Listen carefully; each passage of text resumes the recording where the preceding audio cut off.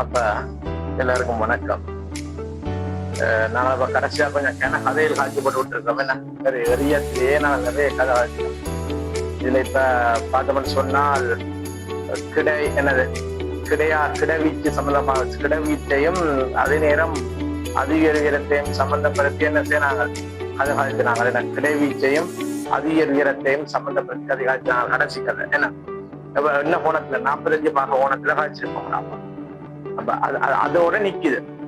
இன்னைக்கு கொஞ்சம் அட்வான்ஸா போய் என்ன செய்ய போறேன்னு சொன்னா, ஒரு எரியக்கத்தின் கிடவீச்சுக்கும் பெரிய இயக்கத்தின் அதிக உயரத்துக்குமான தொடர்படுக்க போற இந்த கோணத்தை பேஸ் பண்ணாம, என்னது கோணத்தை பேஸ் பண்ணாம, அதாவது மேக்சிமம் கோணம் 45 பாகையில எரிய வேணும் நான் ஒரு நிபந்தனையை கொடுக்கிறேன். சாதாரணமாக ஒரு கோணம் கீட்டாவில் எறியப்படுங்க கிடவீச்சு என்ன மாதிரி வருது, அதுக்கேற்ற அதிகரிக்கிறோம் என்ன மாதிரி வருகிறது என்று பார்ப்போம். அப்ப நான் நேர விஷயத்துக்கு வாரேன். அப்ப முதலாவது விஷயத்தை நான் என்ன செய்ய போறேன், ஆர்கம ஹெடிங் மாதிரி போறேன். ஆர்கம எச்சிற்கான ஒரு பொதுமைப்பாடடைந்த தொடர்பு. ஒரு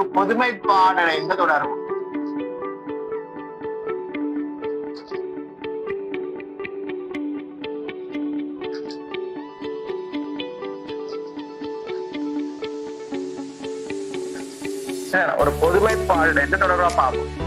இப்ப நான் அதாவது இதுல என்ன சொல்ல போறேன்னா, ஆங்கிள பேஸ் பண்ண இல்ல 45 பாகை என்று வரையறுக்கு. நீங்க என்ன கோணத்துல எறிஞ்சாலும் என்ன மாதிரி தொடர்பு வர போகுதுன்றதுதான் இந்த கதை.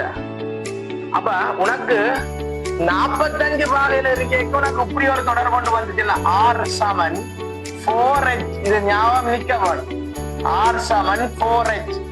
அதாவது 45 பாகை. இது என்னத்துக்கு பொருள்படாப்ப 45 டிகிரியில தீட்டா எறியாக்க இந்த நிபந்தனை பொருந்தும். கடைசியா சொல்லி தந்த விஷயம் என்னது, தீட்டா சமன் 45 பாகையில் எறியக்க ஆர் சமன் ரேஞ்ச் கிடைவீச்சு உயரது அதிக உயரத்தின் 4 மடங்காக இருக்கும். when it is possible at 45 degree with horizontal or vertical, that's not problem. Okay, so shall we move? We have to take normally with any we have some particle is thrown at any angle. We shall to prove R and H relationship, except R and H relationship. அதாவது இப்ப நான் என்ன எழுத போறேன்னா, இப்ப theta சமன் 45 பாகைக்கு கதைக்க இல்லையாப்பா. என்ன தீட்டா என்ன கோணத்தில் எறிஞ்சாலும், தீட்டா என்னவாக இருந்தாலும் எனக்கு ஆறுக்கும் எச்சுக்குமான பொதுமைப்பாட்டல் தொடர்பு என்ன மாதிரி வரும் என்று எழுத போறேன். விளங்கும் நினைக்கிறது. சரி, முதலாவது உனக்கு கிடைவீச்சுக்கான சமன்பாடு என்ன சொல்லுவோம், கிடவீச்சுக்கான சமன்பாடு. அப்ப கிடவீச்சுக்கான இதுல இருந்து நான் எழுத போறேன். சும்மா ஒரு கோணம் என்ன தீட்டா கோணம் வைக்க ஒரு துணிக்கான எறியப்பட்டு விட்டா அப்படித்தான் வரும். அப்ப எப்படி கேள்வி செய்ய போறேன்டா, இதுதான் கிடைவீச்சு R, இதுதான் நிலைக்குத்து உயரம் H. ஓகே, அதிக உயரம் H. அப்ப ரெண்டுக்குமான சமன்பாடு எழுதலாம். கிடையா S=UT போட்டோம்னு சொன்னா, கிடையா S=UT பயன்படுத்தணும்னு சொன்னா உங்களுக்கு யார் வருவேன், கிடையா S=UT பயன்படுத்தணும்னு சொன்னா உங்களுக்கு யார் வர போற, கிடைவீச்சு வருவேன்.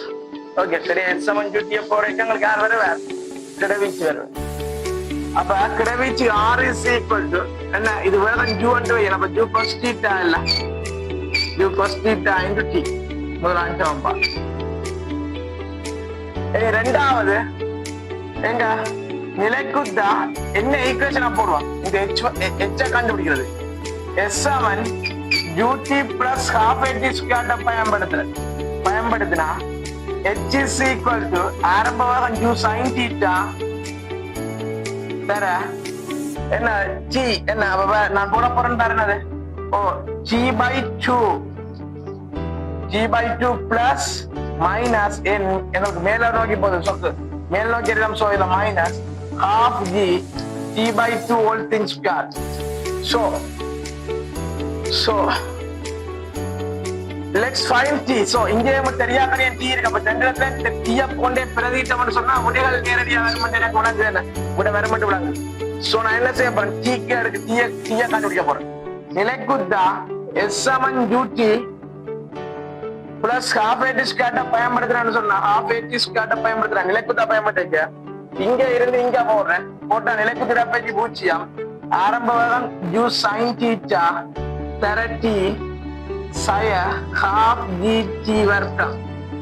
சோ நமக்கு t வரும் 2 g sin u sin theta 2 g u sin theta வரும்.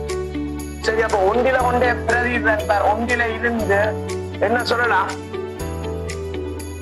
r is equal to u cos theta multiple into 2 g u sin theta. so இரண்டு வரப்போகுது u வர்க்கம் sin 2 theta வின் கீழ் g. இதான் உங்களுக்கு ரேஞ்ச். இது அடிக்கடி ஞாபகம் வச்சுக்கொள். அடிக்கடி நான் திருப்பி இப்ப செய்யற வழியில செய்யறேன். சரியா? u வர்க்கம் sin 2 theta வின் கீழ் g ரேஞ்ச் இருக்குது. நீ ரெண்டாம் சமன்பாடுல கொண்டு என்ன சீக்கான பிரதியிட போட்டுன்னு சொன்னா ரெண்டாம் சமன்பாடுல x சமன் என்னென்ன வரும் சொல்லாம u sin theta u sin theta multiple into t by 2. t க்கு என்ன வந்தது? அப்ப என்ன வரும்? u sin theta வின் கீழ் g. நேரேதான் வரும். அப்ப u ரெண்டு வெட்டுப்பட்டு போகும். u sin theta வின் கீழ் g subtraction half g t வர்க்கம் u வர்க்கம் sin வர்க்கம் theta வின் கீழ் g வர்க்கம். சோ இத சுருக்கிறோம்னு சொன்னா u வர்க்கம் sin வர்க்கம் theta வின் கீழ் g subtraction u வர்க்கம் sin வர்க்கம் theta வின் கீழ் 2g என நிக்கும். ஆகவே இத சுருக்கிறோம்னு சொன்னா அவங்களுக்கு என்ன வரப்போன்னு சொன்னாங்க. அவங்களுக்கு என்ன வரப்போன்னு சொன்னா u வர்க்கம் sin வர்க்கம் theta வின் கீழ் 2g என்று வரும். இதான் எங்களுக்கு என்னடாப்பா இடைவீச்சு. இதங்களுக்கு அதிகரிக்கிறோம். இப்ப ரெண்டுக்குமான தொடர்பு எடுக்க என்ன? அப்ப ஆரையும் எச்சையும் என்ன செய்ய விகிதமா போட போறேன். ரெண்டுக்குமான தொடர்பு வேணும் இல்ல? அப்ப ஆரோ எச்ச கன்சிடர் பண்றேன். அப்ப நான் என்னத்தை கன்சிடர் பண்ண போறேன்? என்னத்தை கன்சிடர் பண்றேன்? ஆரோவர் எச்ச கன்சிடர் பண்ணுகின்றேன். பார், ஆரோவர் எச்ச கன்சிடர் பண்ணுகின்றேன். ஆருக்கு என்ன வந்தது எங்களுக்கு? u வர்க்கம் sin 2 theta வின் கீழ் g. u வர்க்கம் sin 2 theta வின் கீழ் g. அதன் கீழ் கொஞ்சம் இது ஆளுதுவோம். பொருவாருன்னா கொஞ்சம் இது ஆளுதுவோம். அப்படின்னு சொன்ன ஆருக்கு என்ன வந்தது? u வர்க்கம் sin 2 theta வின் கீழ் g. அதன் கீழ் h என்ன வருது? u வர்க்கம் sin வர்க்கம் theta வின் கீழ் u வர்க்கம் sin வர்க்கம் u வர்க்கம் sin வர்க்கம் theta வின் கீழ் 2g என்று நிக்குது. ஆக மொத்தத்துல u வர்க்கம் g வெட்டினோம்னு சொன்னா உங்களுக்கு எஞ்சி நிக்க போறது sin 2 theta வின் கீழ் என்ன நிக்கும்? sin வர்க்கம் theta. சோ sin வர்க்கம் theta வின் கீழ் 2. அது ரெண்ட கொண்டே மேல போறோம். இப்படிதான் நிக்கும். 2 sin 2 theta வின் கீழ் sin வர்க்கம் theta நிக்குவேன். ஓகே, இப்படி நிப்பாரு எங்களுக்கு. இத சுருக்கிறோம்னு சொன்னா 2 sin 2 theta sin theta into cos theta 2 sin 2 theta 2 sin theta cos theta. இது ரெண்டு அப்ப 4. உனக்கு என்ன வரும்? 4 இன் கீழ் sin வர்க்கம் theta. சோ இங்க பா இதுல ஒரு சைனையும் இதுல ஒரு சைனையும் வெட்டுகின்ற. ஆகவே 4 இன் cos theta வின் கீழ் sin theta. 4 cos theta win கீழ் sin theta. சோ நமக்கு முடிவானது 4 cot theta. அப்ப 4 cot theta வருது. விளங்குதா? நமக்கு அப்படி வருது. 4 cot theta வருது. r over h for any angle, not only 45 degree, with all angles r over h relationship is equal to r over h relationship is equal to r over h relationship is equal to 4 cot theta. So this is the required required answer or required equation. This is a required equation. R over H is equal to 4 cot theta. 4 cot theta. This is a required answer or required equation. So anything. Okay. 4 cot theta. So உங்களுக்கு என்ன வரப்போகுதுனாப்பா, இந்த ஆருக்கு மெச்சுக்கு ரிலேஷன்ஷிப்பை பார்த்தோம்னு சொன்னாங்க. எப்படி வரப்போகுது? Are over H என்று சொல்லப்படுகின்ற relationship is equal to 4 cot தீட்டாவாக அமைஞ்சு கொள்ளுது. என்ன அமைஞ்சு கொள்ளுது? 4 cot தீட்டாவாக அமைஞ்சு கொள்ளுது. விளங்குதா? அப்ப இதுல நான் என்னத்தை வகை குறிக்க தேவையில்லை, கோணங்களை எடுத்து வகை குறிக்க தேவையில்லை. கோணங்களை எடுத்து என்ன செய்ய தேவையில்லைடாப்பா, வகை குறிக்க தேவையில்லை. உனக்கு விளங்கி இருக்குன்னு நினைக்கிறேன். சின்ன விஷயம். முதல்ல என்ன செய்யறாங்க, இங்க தீட்டா சமன் 45 வகையா இருந்தா சரிதான்டாப்பா. tan 45 எவ்வளவு? 1. cot 45 tan 45 தலகு. அப்ப தலகுல ஒன்றின் கீழ் tan 45 அதுவும் ஒன்று தானப்பா. தீட்டாக்கு 45 அப்புறம் 1. அப்ப R over H சமன் 4. விளங்குது? இதுல நீ தீட்டாக்கு 45 பிரதிட்டா உனக்கு என்ன தொடர்பு வரும்? அந்த அதிகர் கிடைவீச்சு அடைகிற நிலப்பாட்டில அதிகர் கிடைவீச்சுக்கும் அதிகர் உயரத்துக்குமான ரிலேஷன்ஷிப் எங்க at 45 டிகிரி. நீ இதுக்கு என்ன செய்யலாம், வேற ஆங்கிள் போட என்ன ஆங்கிள் போட போற, ஏதாவது ஒரு ஆங்கிள் போடலாம். 30 பாகையோ 60 பாகையோ ஏதாவது ஆங்கிள் போட என்ன வர போகுது, ஆருக்கு மெச்சுக்குமான ரிலேஷன்ஷிப் என்ன செய்ய போதும், அந்த கோணத்துல கொண்டிருக்க போகுது. அதான் சொன்னான், முதலே சொன்னான், இது தனியா ஒரு கோணத்துக்கு மாத்திரமான தொடர்பு அல்ல. நாங்கள் முதல் எடுத்தது 45 பாகைக்கு மாத்திரம் எடுத்து காட்சிப்பேன். இப்ப என்ன செய்யறது, பொதுமை பாடடைந்த ஒரு கோணத்திற்கு தீட்டா கோணத்தில் வச்சு போட்டு தீட்டாக்க தொடர்பு எடுக்கிறேன். இப்ப நான் தீட்டாவை பிரதியிட 30 பாகையை தீட்டாக்க பிரதிட்டா ஒரு தொடர்பு வரும்.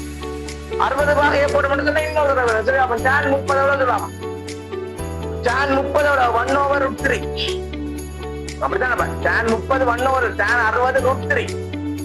ஓகே, அப்ப பொட்டு நாங்க 1 over tan போடலாம். 1 over tan போடலாம். அவர் tan 30 கொடுத்தவன்னு சொன்னா 1 over √3, அது √3 மேல போன tan 30 1 over √3 என்றா cot 30 √3. அப்ப என்ன √3, அப்ப 4 √3 ஆருக்கு மேல R over H is equal to 4 √3. Okay, 4 √3 என்று வர போகுது. R over H is equal to 4 √3 என்று வர போகுது. ஓகே, விளங்குது இல்ல இந்த விஷயம்? விளங்குது இல்ல? ஓகே, விளங்கினாச்சு. கோணத்தை பிரதியிட என்ன செய்ய போகுது, அவருக்கு தொடர்பு கொண்டிருக்க போகுது. அதான் விஷயம்.